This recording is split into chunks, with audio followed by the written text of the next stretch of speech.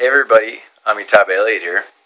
I just wanted to make a quick little video for you sharing an insight I just had in a meditation.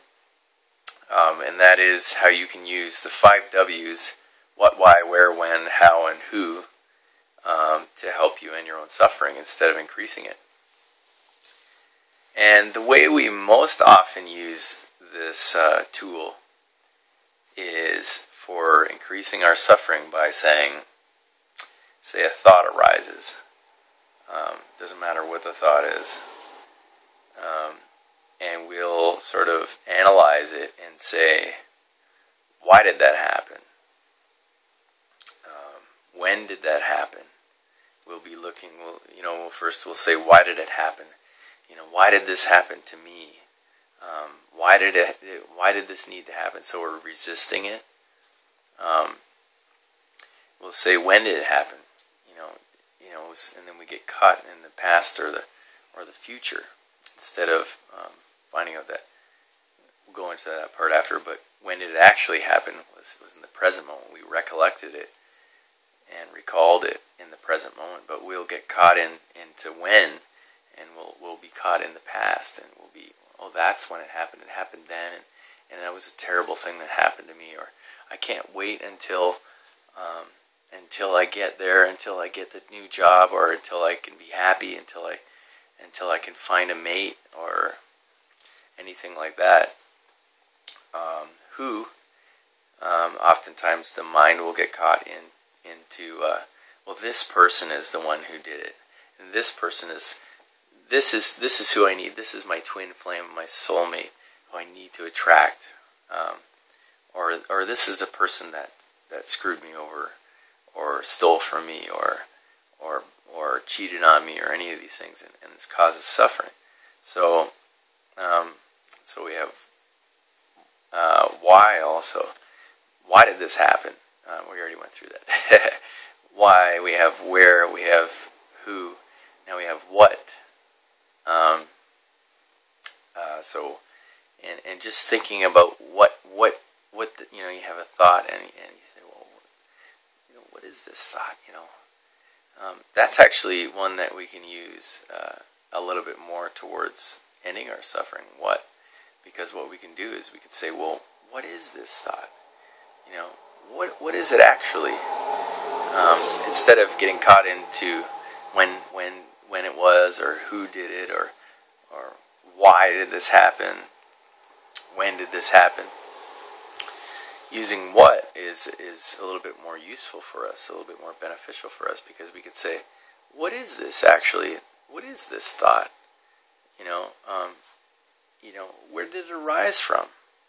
So this is going into how we can use these tools for ending our own suffering. So what is it? Okay, it's actually just a thought. It's just arisen. And when did it arise? It arose now, in this present moment. It just happened now, and it's not actually in the past. Where is it? It's not in that location somewhere, in another country, or in your past. It's happening right now. It's okay, so I can see it, and who is it involving? Who had this thought? That's probably the most useful of all. Is who created this thought? What created this thought? Why did this thought arise? And if you start looking at these questions, you say, who created this thought? And you realize, well, I didn't actually choose it. It just happened. And why did it happen? I don't really know. But if you start to learn a little bit about the teachings of the Buddha, you'll realize that that everything happens because of past events. So this is karma, or kama. And because we've had past thinking patterns in the past, and they've been the cause for current thinking patterns. And our current thinking patterns will be the cause for future thinking patterns. And so if we stop the delusion and realize that these thoughts just arose, they're non-personal, they don't involve really anybody else aside from us, and we're just projecting them onto other people. It's just a thought. They're innocent, and they just happened. They arose now in the present moment. not anywhere in the future or the past. We recalled them now, and they don't have to keep us from experiencing the peace of this present moment. And so that's what I wanted to share with you, just a little insight. I hadn't really thought about it much. It just was arising in my meditation, interestingly. And I thought it was worth sharing with you. So try using these tools and to get yourself out of suffering. If you get caught in blame or something like that, just say, well, who am I really, who thought of this thought? Well, I did, maybe somebody did something to you, but who is the one responsible for the suffering? It's not really the other person, is it? Because this thing just happened, but it's really me who gets to decide what it means. Does it really have to mean, woe is me, or, I can't believe this happened again, or this always happens? Or can it just be, well, these are just words, these are just sounds, and this is what's called guarding the six sense doors. And this is what the Buddha teaches to help liberate ourselves, is we guard the senses, we guard the mind as one of the sense doors: sight, smell, touch, taste, and hearing. And what we do is we pay attention to the senses, and we don't let them get wrapped up in meaning. As soon as a meaning gets attached, we release it and say, oh, it's just a thought. It doesn't have to have this whole story. Right now it has a story, but I can see it, I can witness it, and I can be aware of it, and I can choose whether I continue creating it, because it happened, and now it's our responsibility whether we continue creating it or not, and make it personal. We can just depersonalize it and detach, and happiness will arise as a natural byproduct, because once we drop the weight of mental story making, and all of the senses go through the mind. So it's really the mind we need to deal with, which is why seclusion and meditation are very valuable, because you shut all the other sense doors, basically.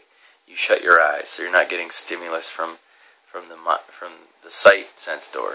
You're not eating food while you're meditating, so you're not getting taste stimulus. You're not really, that's why it's a good idea to meditate in a quiet room, so you don't have any sound stimulus. But you can also just, you're going to have sense stimulus also just as a natural, there's going to be tastes in your mouth just from, the bacteria in your mouth, and you're going to see visions in your mind's eye.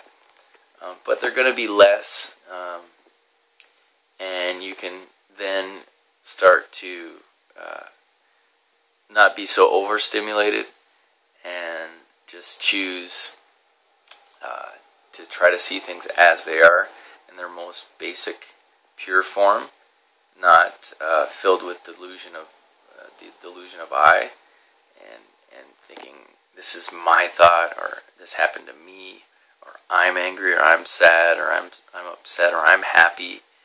Any of these I thoughts, and just experiencing it as it really is. It's just a thought. It's just a sound. It's just a taste. It's just a touch. Just a smell, and just a sight. So, good luck to you. I wish you metta. May you be happy. May you be safe. May you be healthy. May you be peace. And may this have helped you in some way to further yourself along the path to ending your own suffering. Peace.